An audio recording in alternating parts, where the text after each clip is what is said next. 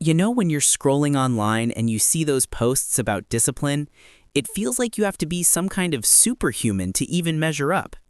One method cannot be applied to everyone because each person is unique with their own source of motivation.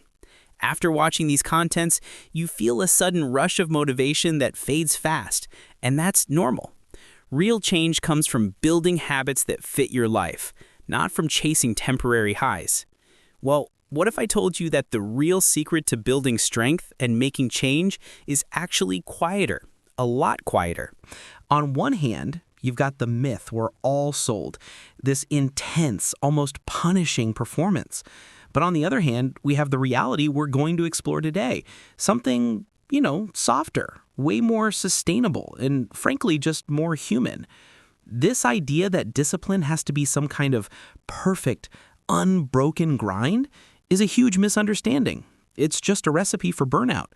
We see thousands of videos of this stuff everywhere, right? But does it really work? Or there's more behind the curtain that we can really admit? The 4 a.m. alarms, the brutal workouts. It's this highlight reel of hardcore discipline that kind of tells us if you're not pushing yourself to the absolute limit, you're failing. But that whole approach just completely ignores the reality of being a person. And this right here is the quiet truth. Real, lasting discipline isn't about those big dramatic scenes. It's something much quieter, way less visible, and in the end, so much more powerful. So let's talk about how this quiet strength is actually built. We're going to shift our whole focus away from these grand, impossible gestures and look at the incredible power you can find in really small, consistent actions. Let's just call it quiet discipline. It follows you, but still pushes you toward a real change. It's the decision to read one single page, or write one sentence, or just go for a 2-minute walk. It's about doing that one small thing, especially on the days you don't feel like, because those are the moments that really build you up. And here's the key thing to get your head around. These tiny efforts are not just isolated events. They stack, they compound. Think of it like laying bricks for a wall. Each small act builds on the last, and pretty soon, you've created this incredibly strong foundation, maybe without even realizing it. Now, this brings us to what might be the most liberating idea in this entire thing: tackling the fear of the bad day. We get so caught up in this idea that if you break the chain, you failed and have to start all over. But that's just not true. Yeah, this is the question that trips all of us up, isn't it?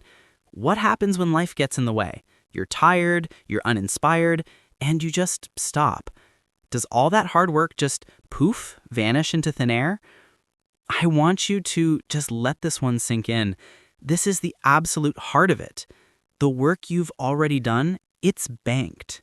It's part of you now. A day off doesn't erase it. A week off doesn't erase it. That effort is real, and it stays with you. Exactly. Take a pause and decrease the chaos around you and inside of your head to calm your nervous system. The hardest part is always the first step, which feels like lifting a mountain. But once you did, you see yourself keep going.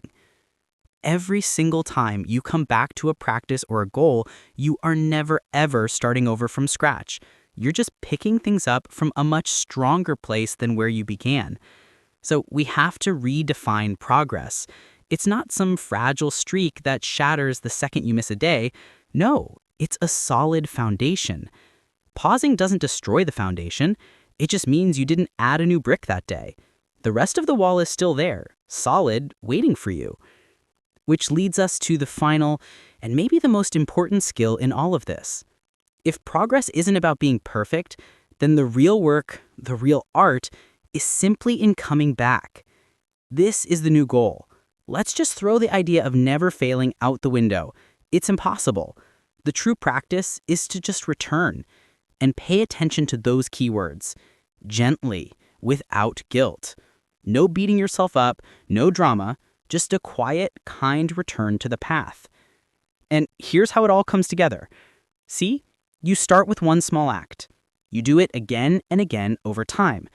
And when you inevitably have an off day because you're human, you just practice a gentle return.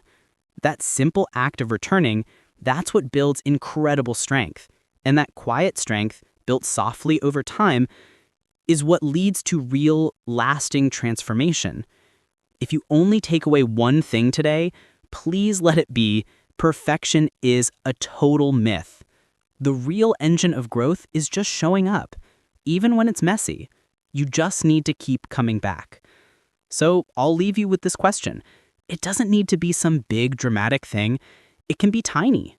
What is the one small, quiet thing you can gently and without any guilt return to today?